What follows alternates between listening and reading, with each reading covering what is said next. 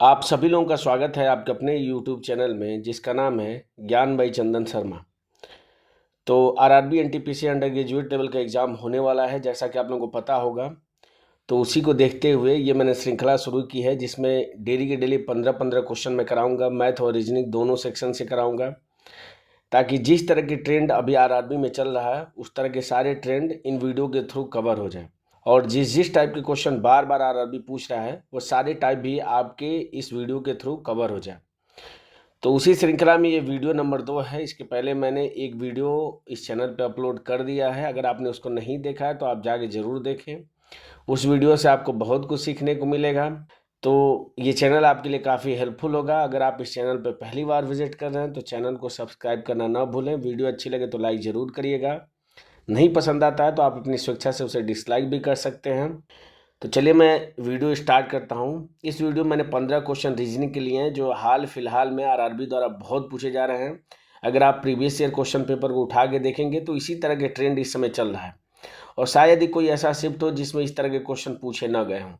तो इस तरह के क्वेश्चन आपके लिए इंपॉर्टेंट हो भी जाते हैं, क्योंकि आप जानते हैं कि आरआरबी में प्रीवियस ईयर क्वेश्चन पेपर का वेटेज कितना होता है। अगर आपने ढंग से सिर्फ प्रीवियस ईयर क्वेश्चन पेपर को सॉल्व कर लिया तो आपको एग्जाम में जब देने जाएंगे तो आपको फ़ायदा देखने को महसूस जरूर होगा। तो पहला क्वेश्चन कह रहा है कि 7 व्यक्ति हैं HIJKLM और N सोमवार से शुरू होकर रविवार को समाप्त होने वाले सप्ताह के अलग अलग दिनों पे वर्कशॉप में भाग लेते हैं।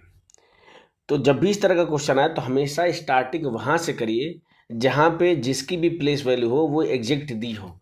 तो कह रहा है कि के की जो वर्कशॉप है वो बुधवार को होती है। तो ये देखिए एग्जैक्ट स्टेटमेंट आपका दिया है, यानी कि मंडे से शुरू करना है तो मैं मंडे लिख देता हूँ। तो ये मंडे हो जाएगा, ट्यूसडे हो जाएगा, वेडनेसडे हो जाएगा, थर्सडे को TH लिख देता हूँ, फ्राइडे हो जाएगा, सैटरडे हो जाएगा और संडे को SU लिख देता हूँ। ठीक है। अब कह रहे हैं कि के की जो वर्कशॉप है वो बुधवार को है। तो के की वर्कशॉप बुधवार को है तो यहाँ पे मैं क्या लिख दूंगा, के लिख दूंगा। आगे कह रहा है कि के और एम के बीच केवल एक ही व्यक्ति वर्कशॉप में भाग लेते हैं। तो देखिए एम या तो आपका यहाँ हो सकता है या एम कहाँ पे हो सकता है, तो यहाँ पे हो सकता है, क्योंकि इन दोनों के बीच में, के और एम के बीच में सिर्फ एक ही लोग वर्कशॉप में भाग ले सकते हैं। तो हमेशा 2 पॉसिबिलिटी लेके चलेंगे तो बार बार आपको क्वेश्चन नहीं पढ़ना पड़ेगा। कह रहा है कि जे जो है वो एम के ठीक बाद वर्कशॉप में भाग लेता है। तो जे जो है वो एम के ठीक बाद, तो एम के ठीक बाद जे, यानी कि जे यहाँ पे होगा, और एम के ठीक बाद जे, यानी कि जे यहाँ पे होगा दूसरी पॉसिबिलिटी में। आगे कह रहा है कि HI से पहले किसी दिन वर्कशॉप में भाग लेता है, यानी कि जो H होगा वो I से पहले किसी भी दिन में वर्कशॉप में भाग ले लेगा। तो मैं ये एडिशनल जानकारी है तो इसको साइड में मैं लिख लेता हूँ। और अंततः ये कह रहा है कि N के बाद किसी दिन वर्कशॉप में भाग लेता है। तो H जो है वो I से पहले तो लेता है लेकिन N के बाद लेता है, यानी कि N इधर कहीं पड़ेगा, उसके बाद आपका H पड़ेगा। और कह रहा है कि L J से पहले वर्कशॉप में भाग लेता है। L जो है वो J से, तो देखिए J आपका यहाँ है और L पहले लेना चाहिए, तो सबसे पहले तो आपका M यहाँ पे हो जा रहा है, यानी कि ये वाली जगह तो खाली नहीं है, यानी कि ये जो हमने एजम्पशन माना था ये गलत हो जाएगा, तो इसको मैं छोड़ दूंगा। अब कह रहा है कि जो L है वो J से पहले वर्कशॉप में भाग लेता है। तो यहाँ पे इतनी पॉसिबिलिटी है तो कहीं पे भी क्या बैठ सकता है, L बैठ सकता है। तो इसको भी मैं क्या लिख देता हूँ, L और J ऐसे लिख देता हूँ। ठीक है। लेकिन एक कंडीशन और दिया है कि सोमवार को भाग नहीं लेता है, यानी कि यहाँ पे आपका क्या होगा, तो यहाँ पे L नहीं बैठेगा।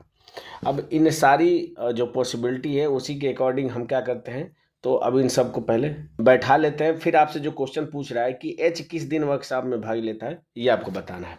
अब देखिए हमारे पास कितनी जगह खाली है, तो देखिए ये थर्सडे खाली है, आपका ट्यूसडे खाली है, मंडे खाली है, यानी 3 हो गया, और ये 4। तो इन चारों में मैं H को बैठाने का प्रयास करता हूँ, और जो H होगा वो N के बाद बैठेगा और I से पहले बैठेगा। तो देखिए यहाँ पे तो H बैठ नहीं सकता, क्योंकि अगर यहाँ पे H को बैठाऊंगा तो I के लिए कोई जगह नहीं हो जाएगी, यानी कि H यहाँ पे नहीं बैठ सकता है। अब देखिए H को अगर मैं थर्सडे को बैठाता हूँ तो H यहाँ पे अगर मान लीजिए, एजम्पशन कर रहा हूँ कि अगर यहाँ पे मान लीजिए बैठ जा रहा है तो I के लिए सिर्फ एक जगह यही संडे बच जाएगी, तो I यहाँ पे बैठ जाएगा। तो N और L इसके लिए 2 जगह बच जा रही है, तो इन दोनों में से किसी जगह बैठ जाएगा। बस क्या होगा कि J को M पे नहीं बैठाना है, तो J को मैं यहाँ पे बैठा दूंगा और N को यहाँ पे बैठा दूंगा। बिल्कुल ये बैठ जा रहा है। अब देखिए तीसरी कंडीशन में मैं क्या करता हूँ कि अगर मैं, चूंकि बुधवार को के बैठ गया तो बुधवार को तो जगह खाली नहीं है, अगर मैं मंगलवार को अगर एच को बैठाता हूँ तो इससे 2 लोग आगे हैं, एन और एल आगे हैं, तो इसका मतलब ये जो जगह हो जाएगी ये तो कहीं जगह बची नहीं रहेगी। इसका मतलब जो मैंने पैटर्न बनाया है यही पैटर्न बिल्कुल सही बैठ रहा है अकॉर्डिंग टू द क्वेश्चन। तो आपसे पूछ क्या रहा है कि जो एच है वो किस दिन वर्कशॉप में भाग लेता है, तो एच किस दिन वर्कशॉप में भाग लेगा, तो थर्सडे यानी कि गुरुवार को भाग लेगा, और यही इसका करेक्ट आंसर हो जाएगा। बढ़ते हैं अगले क्वेश्चन पे। अगला क्वेश्चन कह रहा है कि इसमें से असंगत जो है युग्म कौन सा है, ये आपको बताना है। मैं बता चुका हूँ आपको कि जब इस तरह के क्वेश्चन अगर आप बार बार प्रैक्टिस करेंगे तो ऊपर जो लिखा होता है इसको पढ़ने की जरूरत नहीं पड़ती है, इससे आपका समय भी बचेगा। तो चेक कर लीजिए। तो देखिए अगर पहले वाले ऑप्शन को चेक करता हूँ तो एच का होता है 8 और जे का कितना होता है तो 10 होता है, और अगर इधर करूँ तो के का हो जाएगा 11 और एम का कितना हो जाएगा 13 हो जाएगा। तो देखिए 8 में 3 जोड़ेंगे तो 11, 10 में 3 जोड़ेंगे तो 13, 3 बढ़ रहा है। आगे मैं चेक कर लेता हूँ। तो एम का हो जाएगा 13, 13 में 3 जोड़ेंगे तो 16, 16 पी का होता है, बिल्कुल ये फॉलो कर रहा है। ओ का 15 होता है, 3 जोड़ेंगे तो कितना हो जाएगा 18, आर का 18 होता है, तो बिल्कुल ये दोनों फॉलो कर रहे हैं। अब किसी भी मैं आपको बता चुका हूँ कि हमेशा 3 ऑप्शन को चेक करिए, चारों ऑप्शन को चेक करने की जरूरत नहीं है। अगर 3 ऑप्शन एक ही पैटर्न पे फॉलो कर रहे हैं तो इसका मतलब चौथा जो होगा वो भिन्न हो जाएगा, और अगर 3 ऑप्शन में 2 ऑप्शन आपके पैटर्न को फॉलो कर रहे हैं, एक नहीं कर रहा है, तो जो नहीं कर रहा होगा वही इसका करेक्ट आंसर हो जाएगा। तो अगर मैं ऑप्शन नंबर सी को चेक कर लेता हूँ तो जी का हो जाएगा 7 हो जाएगा, आई का हो जाएगा 9, जे का हो जाएगा आपका 10 हो जाएगा, और एम का हो जाएगा 13। तो 7 3 10 तो हो रहा है, पर 9 3 12 होना चाहिए, 13 हो रहा है, तो ये आपका फॉलो नहीं कर रहा, तो यही क्या हो जाएगा असंगत हो जाएगा। ठीक है, बढ़ते हैं अगले क्वेश्चन पे। अगला क्वेश्चन कह रहा है कि ये जो 2 साइन है इसकी जगह पे क्या वैल्यू आएगी, यही आपसे पूछ रहा है। तो सिंपल सा, आप जब भी इस तरह का क्वेश्चन आए ना तो आप सिर्फ एक वाले इस वाले सिरे को क्या करिए चेक कर लीजिए कि इसमें से क्या वैल्यू रखने पे इस पैटर्न को फॉलो कर रहा है। ठीक है, तो अगर मैं चारों ऑप्शन को देखता हूं तो देखिए सब में जो है वो n पहले दिया है, इसका मतलब पहली बार तो n होगा, तो मैं लिख देता हूं n हो जाएगा। ठीक है, तो n से कितना हो जा रहा है, तो ये बढ़ के u हो जा रहा है, तो u मतलब कितना हो जाएगा, n का होता है 14 और u का होता है 21, तो कितना बढ़ रहा है, तो 14 और 6 + 7 बढ़ रहा है। अब देख लेते हैं आगे वाली अगर वैल्यू को चेक करूं तो ज्यादातर देखिए इसमें x है, इसमें x है, इसमें x है, इसमें o है, तो x पे मैं चेक कर लेता हूं तो x का होता है आपका 24 होता है, और e का कितना होता है, तो ये होता है आपका 5 होता है। तो देख लेता हूँ 7 बढ़ रहा है क्या, तो 2 और 5, बिल्कुल ये 7 यहाँ पे भी बढ़ रहा है, इसका मतलब 7 7 बढ़ रहा है, इसका मतलब ऑप्शन नंबर डी तो ये नहीं होगा। अब चेक कर लेता हूँ तो देखिए सब में f है, देख रहा हूँ कि सब में f है, इसका मतलब f होगा। तो मुझे एक पैटर्न साफ साफ दिख रहा है कि पहली वाली जो वैल्यू यहाँ पे होगी उसमें सब में 7 जोड़ने पे यहाँ पे ये जो वैल्यू है वो प्राप्त हो रही है, इसका मतलब इसमें भी 7 जोड़ने पे ये जो परसेंटेज है इसकी जगह पे प्राप्त हो जाएगा। तो देखिए x का होता है आपका 24 होता है, 7 जोड़ेंगे तो कितना हो जाएगा, ई हो जाएगा, यानी कि स्टार्टिंग ई से होना चाहिए, इन चारों ऑप्शन में ई दिया है। ठीक है, अब क्या दिया है, तो एच का होता है 8, 8 में 7 जोड़ेंगे तो 15, 15 किसका होता है, तो ओ का होता है, तो ई के बाद से ओ होना चाहिए, ई के बाद से ओ, इसमें नहीं है तो ये नहीं होगा। अब पी का होता है 16 आपका होता है, 16 में 7 जोड़ेंगे तो 23 हो जाएगा, 23 डब्लू का होता है, तो ई ओ डब्लू यही क्या हो जाएगा, तो परसेंटेज की जगह पे वैल्यू हो जाएगी, और ये ऑप्शन नंबर सी में दिया तो यही इसका करेक्ट आंसर हो जाएगा। बढ़ते हैं अगले क्वेश्चन पे। अगला क्वेश्चन कह रहा है कि 7 व्यक्ति आपको ये दिए गए हैं, एक गोल मेज के परितः उसके केंद्र की तरफ अभिमुख करके, अभिमुख मतलब मुंह करके बैठे हैं, यू एच के दाएं दूसरे स्थान बैठा। तो मैं 2 पॉसिबिलिटी बना के चलता हूँ, मैं लिख लेता हूँ यहाँ पे। ठीक है, तो आपका क्या कह रहा है कि जो u है वो h के दाएं से दूसरे स्थान पे है, तो h को मैं बना लेता हूँ, इसके दाएं से दूसरे स्थान पे कौन है, तो u है। यहाँ पे भी वही चीज़ बना लेता हूँ कि h के दाएं से दूसरे स्थान पे क्या है, तो u है। कह रहा है कि u और w के बीच केवल एक व्यक्ति बैठा है, तो u और w के बीच में एक व्यक्ति बैठा है, तो w को तो इधर बैठा नहीं सकते हैं क्योंकि यहाँ पे तो h हो जाएगा, तो इसका मतलब w किधर बैठेगा, इधर बैठेगा। इसके बीच में एक व्यक्ति है तो मैंने एक व्यक्ति को क्या कर दिया, बैठा दिया है। ठीक है, आगे कह रहा है कि H और F के बीच केवल एक व्यक्ति बैठा है, तो H और F के बीच में, तो देखिए F को यहाँ पे नहीं बैठा सकता हूँ क्योंकि U यहाँ पे पहले से बैठा है, यानी कि F को मैं कहाँ बैठाऊंगा, तो यहाँ पे बैठाऊंगा। अब देख रहा हूँ मैं कि 3 और 3 6 एक 7, 7 लोगों के बैठने की जगह हो गई है। अब आपसे क्या कह रहा है कि V और W के बीच केवल 2 व्यक्ति बैठे हैं, तो V और W, तो W आपका ये रहा, भी को कहाँ बैठाऊंगा, तो इनके बीच दो व्यक्ति अगर बैठे हैं तो 1 और 2, भी यहाँ पे बैठना चाहिए, लेकिन यहाँ पे तो एच पहले से बैठा है, तो इधर मैं जाऊंगा, तो 1 2 इसका मतलब भी यहाँ पे बैठा होगा। ठीक है। जी और एफ के बीच केवल एक व्यक्ति बैठे हैं, तो जी और एफ, तो देखिए एफ यहाँ पे है, तो जी को यहाँ पे बैठा नहीं सकता क्योंकि यहाँ पे एच बैठा है, इसका मतलब जी यहाँ पे बैठेगा, तो जी और एफ के बीच में एक व्यक्ति यहाँ पे डब्ल्यू बैठ जाएगा। सबको मैंने अकॉर्डिंग टू द क्वेश्चन बैठा दिया है। आपसे क्वेश्चन पूछ कर रहा है कि आई के दाएं से चौथे स्थान पे, तो आई का ये स्थान हो जाएगा क्योंकि यहीं एक स्थान खाली है। इसके दाएं से, तो दाएं इसका इधर आएगा चौथा, तो 1 2 3 4, चौथे पे जी हो जाएगा, और यही इसका करेक्ट आंसर हो जाएगा जो कि ऑप्शन नंबर ए में दिया हुआ है। बढ़ते हैं अगले क्वेश्चन पे। अगला क्वेश्चन कह रहा है कि शिवांगी बिंदु सी से पूर्व की ओर 7 किलोमीटर चलती है। मैं आपको डायरेक्शन के क्वेश्चन बताया हूँ कि ये आपका होता है पूरब होता है, ये आपका पश्चिम होता है, ये आपका उत्तर होता है, और ये आपका दक्षिण होता है। तो जैसा क्वेश्चन बोला उसके अकॉर्डिंग हम क्या करेंगे, चित्र को बनाते हुए चलेंगे। तो मान लीजिए कि ये आपका सी हो गया, यहाँ से शिवांगी चलना शुरू करती है, पूर्व की 7 किलोमीटर चलती है, तो 7 किलोमीटर पूर्व की ओर इसने चल दिया। फिर बाएं मुड़ती है, तो अगर यहाँ पे आप चेहरा इधर की तरफ देखेंगे तो आपका बायां किधर पड़ेगा, तो इधर आपका बायां पड़ेगा। तो बाएं मुड़ती है और 4 किलोमीटर चलती है, तो 4 हमने चल दिया यहाँ से। उसके बाद से दाएं मुड़ती है, तो यहाँ से दाएं इधर हो जाएगा, और कितना चलती है, तो 6 किलोमीटर चलती है। फिर वह पुनः दाएं मुड़ती है, तो अब यहाँ से दाएं मुड़ेगी तो इधर मुड़ेगी, और 4 किलोमीटर चलती है, इसका मतलब कितना हो जाएगा, तो यहाँ पे चल के आ जाएगी 4 किलोमीटर, क्योंकि ये भी 4 किलोमीटर है और ये भी 4 किलोमीटर, यानी कि इसके सामने आ जाएगी। फिर कह रहा है कि बाएं मुड़ती है और 7 किलोमीटर चलती है, तो यहाँ से बाएं मुड़ेगी तो किधर आएगी आपका, तो बाएं आपका इधर पड़ेगा। ठीक है, तो इधर 7 किलोमीटर, यानी कि ये क्या हो जाएगा, तो इधर चली जाएगी। अब ये यहाँ से जे पे पहुँचती है, तो कह रहा है कि बिंदु जे बिंदु सी से कितनी दूर और किस दिशा में, तो सी आपका ये रह गया, जे आपका ये रह गया, तो किस दिशा में है, तो आपको साफ साफ दिख रहा है कि पूरब की दिशा में है, तो पूरब ही इसका क्या हो जाएगा, आंसर हो जाएगा। और ऑप्शन पे देखूं तो पूर्व सिर्फ ऑप्शन नंबर सी में दिया है, तो यही इसका करेक्ट आंसर हो जाएगा।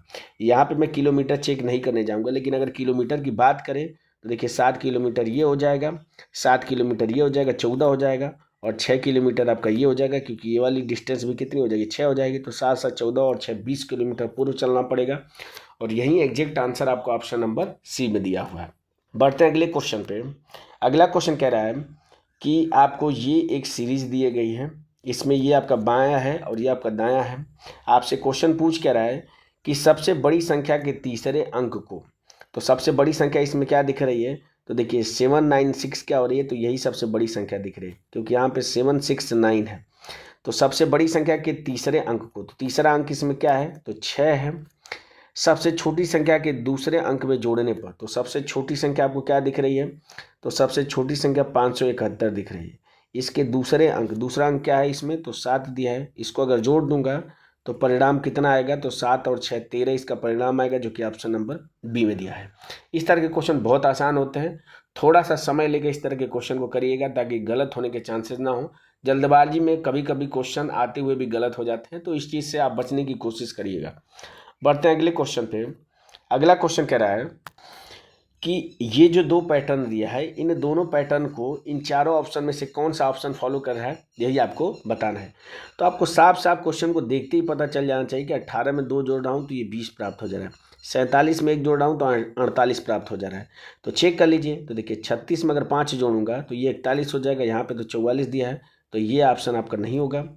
27 में अगर 18 जोड़ दूंगा तो 8 7 15 और ये 45, बिल्कुल ये वाला ऑप्शन हो सकता है। बाकियों को भी चेक कर लेता हूँ मैं, तो 25 में 15 जोड़ूंगा तो ये हो जाएगा 40, बीच में 43 दिया तो ये भी नहीं होगा, और 16 में 3 जोड़ूंगा तो 19, यानी कि इस हिसाब से ऑप्शन नंबर बी ही इसका करेक्ट आंसर हो जाएगा, क्योंकि यही इस पैटर्न को फॉलो कर रहा है। बढ़ते हैं अगले क्वेश्चन पे। अगला क्वेश्चन कह रहा है कि जब निश्चित कूट भाषा में MELT मेल्ट को 5431 के रूप में और टाइम को 7153 के रूप में कूटबद्ध किया जाता है, तो दी गई कूट भाषा में आई के लिए कूट क्या है, ये आपको बताना है। तो अगर आप इन दोनों को ध्यान से देखें तो इसमें ME और आपका T, ये तीनों लेटर जो हैं वो दोनों में कॉमन है। इसका मतलब इनके जो कूटबद्ध में जो नंबर होंगे वो भी इन दोनों में कॉमन होने चाहिए। तो मुझे साफ साफ दिख रहा है कि क्या कॉमन है इन दोनों में, तो 5 कॉमन है, 1 आपको कॉमन दिख रहा है, और क्या दिख रहा है, तो 3 कॉमन दिख रहा है। इसका मतलब क्या हो जाएगा कि आपसे किसका पूछ रहा है, तो आई का। तो आई का क्या हो जाएगा, तो 5 नहीं होगा, 3 नहीं होगा, 1 नहीं होगा, यानी कि सिर्फ 7 बच रहा है। तो यही क्या हो जाएगा, आई का कूट हो जाएगा। और 7 ऑप्शन नंबर ए में दिया है, तो ऑप्शन नंबर ए इसका करेक्ट आंसर हो जाएगा।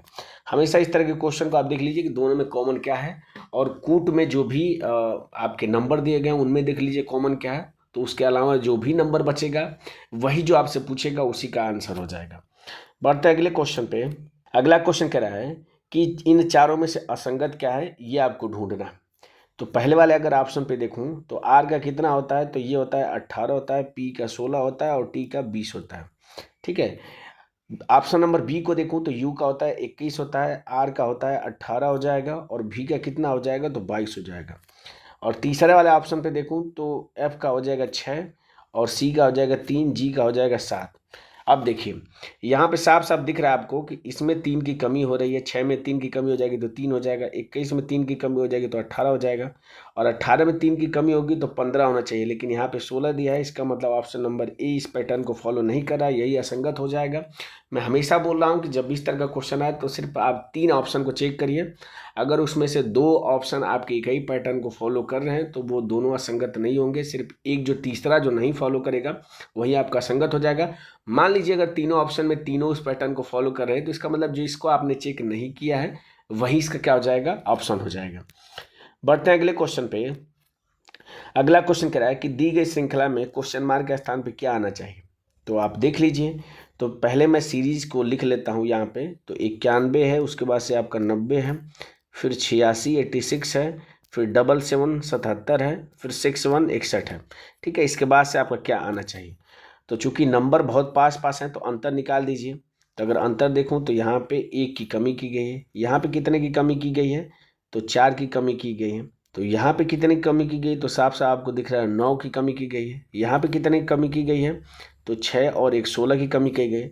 जैसे ही आपने देखा आपको एक पैटर्न तुरंत समझ में आ जाना चाहिए कि देखिए ये 1 का स्क्वायर है, ये 2 का स्क्वायर है, ये 3 का स्क्वायर है, ये 4 का स्क्वायर है। इसका मतलब इसके बाद कितने की कमी की जाएगी, तो 5 का स्क्वायर यानी 25 की कमी की जाएगी। घटाएंगे तो देखिए 61 में से 25 घटाएंगे तो ये आपका 6 हो जाएगा, 5 में से 2 जाएगा तो 3 हो जाएगा, यानी कि 36 क्या हो जाएगा, क्वेश्चन मार्क के स्थान पे वैल्यू हो जाएगी, जो कि ऑप्शन नंबर बी में दिया हुआ है। बढ़ते हैं अगले क्वेश्चन पे। अगला क्वेश्चन कह रहा है कि उपरोक्त के आधार पर यदि आपको ये जो इक्वेशन दिया गया है अगर ये फॉलो करता है तो डी का जे से क्या संबंध है। तो डी आपका ये है, जे आपका ये है, डी का जे से संबंध बताना है। तो इस तरह के क्वेश्चन मैं जब भी कराया हूँ तो आपको बताया हूँ कि हमेशा पीछे से स्टार्टिंग करना है, और बेहतर ये होगा कि इस जे को आप खुद अपने आप को मान के सॉल्व करिए। तो इस तरीके से आपके गलत होने के चांसेस एकदम मिनिमम हो जाएंगे। मैं यहाँ पे सॉल्व करके आपको दिखा देता हूँ। तो जे से स्टार्ट करता हूँ। डिवाइड का मतलब क्या है कि पिता है। ठीक है। तो यानी कि जो एच हो जाएगा वो क्या हो जाएगा, पिता हो जाएगा किसका, तो ये जे का पिता हो जाएगा। उसके बाद से क्या है, इनटू है, तो इनटू का मतलब हो जाएगा पत्नी। इसका मतलब जी जो होगी वो क्या हो जाएगी, इसकी पत्नी हो जाएगी। ठीक है। फिर माइनस का मतलब क्या हो जाएगा, भाई। तो जो एफ हो जाएगा वो इसका क्या हो जाएगा, भाई हो जाएगा, तो भाई बना लेता हूँ। उसके बाद से क्या है, प्लस है, तो प्लस का मतलब हो जाएगा पुत्री। तो ये जो डी हो जाएगी वो इसकी क्या हो जाएगी, पुत्री हो जाएगी। अब डी का जो है वो जे से संबंध पूछ रहा है। ठीक है। तो जे से पूछ रहा है ना, तो देखिए जे के जो माता है, माता के जो भाई हैं, यानी कि मामा की लड़की है, तो मामा की लड़की है तो माता के भाई की पुत्री है, यानी कि यही क्या हो जाएगा, ऑप्शन नंबर डी इसका करेक्ट आंसर हो जाएगा। क्योंकि अगर यहाँ पे दिया होता मामा की पुत्री, तो चूंकि माता के भाई जो होंगे वो मामा ही लगेंगे, और मामा की पुत्री डी है, तो ऑप्शन नंबर डी इसका करेक्ट आंसर हो जाएगा। बहुत आसानी से इस तरह के क्वेश्चन को आप सॉल्व कर सकते हैं अगर आप रिवर्स ऑर्डर में जाना शुरू कर दें तो। बढ़ते हैं अगले क्वेश्चन पे। अगला क्वेश्चन कह रहा है कि A B C D E और एफ एक ही भवन के 6 अलग अलग तलों पर रहते हैं। भवन में सबसे निचले वाले तल पे एक क्रमांक है उसका, और इस हिसाब से आपको बनाया गया। तो देखिए जैसा क्वेश्चन बोला उस हिसाब से मैं कर देता हूँ। तो यहाँ पे पहले नंबरिंग में कर देता हूँ। तो मान लेता हूँ ये नीचे आपका क्या है, तो 1 है, इसके ऊपर 2 है, इसके ऊपर आपका तीसरा फ्लोर है, इसके ऊपर चौथा फ्लोर है, फिर 5वां है और सबसे ऊपर 6वां है। तो कह रहा है कि सी और डी के बीच केवल 4 व्यक्ति बैठे हैं। तो यहाँ पे ना तो सी की एग्जैक्ट पोजीशन दिया है ना तो डी की, तो मैं यहाँ पे एडिशनल जानकारी के रूप में ये साइड में लिख लेता हूँ। इसके बीच में 4 लोग बैठे हैं। एफ सम क्रमांक वाले तल पे बैठा है लेकिन 2 पे नहीं बैठा है, तो एफ का क्या हो जाएगा, या तो चौथे पे बैठेगा या तो छठवें पे बैठेगा, 2 पे तो बैठ नहीं सकता।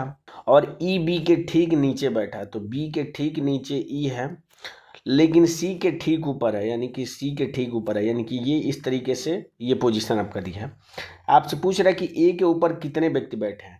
तो देखिए इस क्वेश्चन में किसी की भी पोजीशन एग्जैक्ट नहीं दिया है, तो इस तरीके से हमें क्या करना पड़ेगा, अपने हिसाब से बैठाना पड़ेगा जो इस क्वेश्चन को सेटिस्फाई करता हो।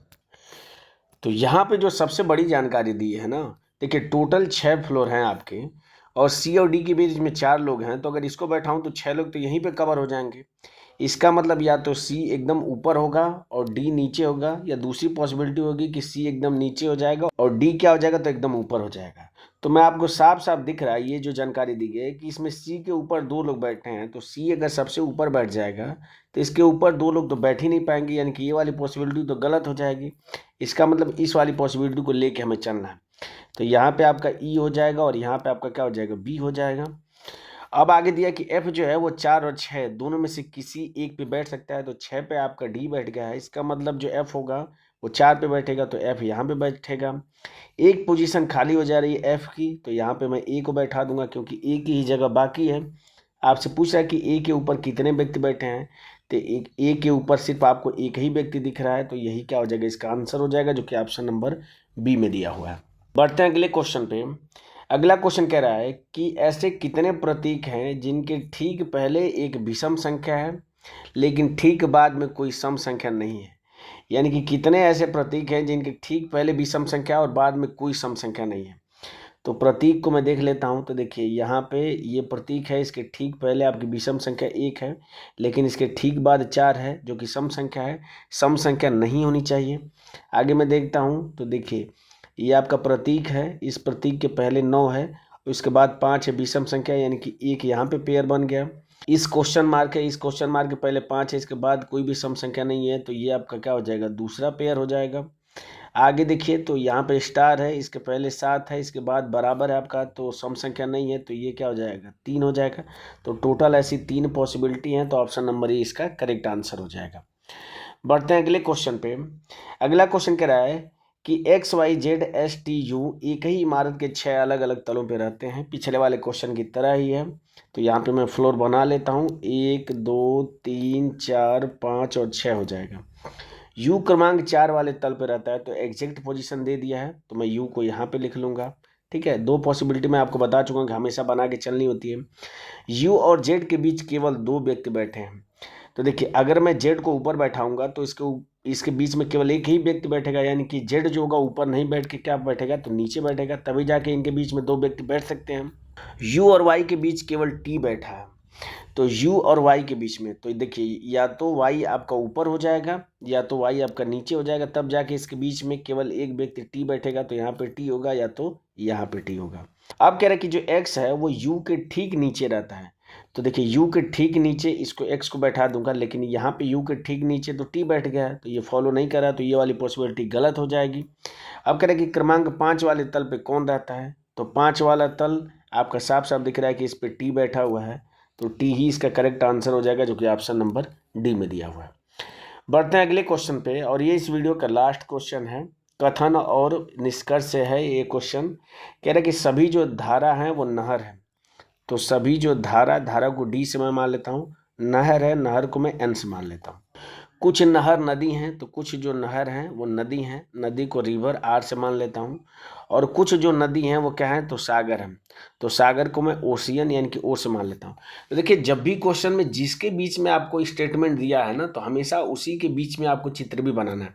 ये नहीं कि कुछ रिवर आपके क्या है, नदी हैं, तो आप इसे डी से उसको खींचते हुए लेके चले जाए, नहीं, ऐसा नहीं करना है। अब आपसे जो निष्कर्ष दिया है वो क्या कह रहा है कि कुछ जो सागर हैं वो धारा है, तो सागर आपका ये है, धारा आपका ये है, दोनों के बीच में कोई संबंध नहीं बताया गया है, तो इसका मतलब मैं इसको बता नहीं सकता हूँ। कुछ जो नदी हैं वो धारा हैं, तो नदी आपका क्या है, तो नदी आपका ये है और धारा आपका ये है, तो इन दोनों के बीच में भी कोई संबंध नहीं दिया है, तो यहाँ पे भी मैं बता नहीं सकता हूँ। तो न तो एक अनुसरण कर रहा है न तो 2 अनुसरण कर रहा है, यही इसका करेक्ट आंसर हो जाएगा, जो कि ऑप्शन नंबर ए में दिया हुआ है। तो इस तरीके से जो आरआरबी एनटीपीसी अंडर ग्रेजुएट के लिए जो प्रैक्टिस सेट नंबर 2 था रीजनिंग के लिए, जो भी पैटर्न फिलहाल में पूछे जा रहे हैं उसी पैटर्न पे मैं क्वेश्चन करा रहा हूँ। तो अगर ये वीडियो आपको अच्छी लगी हो तो वीडियो को लाइक करना ना भूलें। अगर आप इस चैनल पे पहली बार विजिट कर रहे हैं तो चैनल को सब्सक्राइब जरूर कर लीजिएगा। इस चैनल से आपको बहुत कुछ सीखने को मिलेगा। आने वाले समय में बहुत अच्छे प्लान हैं। अगर आप रेगुलर इस चैनल को फॉलो करते हैं तो आपको आरआरबी के किसी भी एग्जाम में दिक्कत नहीं होने वाली है। अपने आसपास सफाई रखें और अधिक से अधिक संख्या में पेड़ पौधे लगाएं।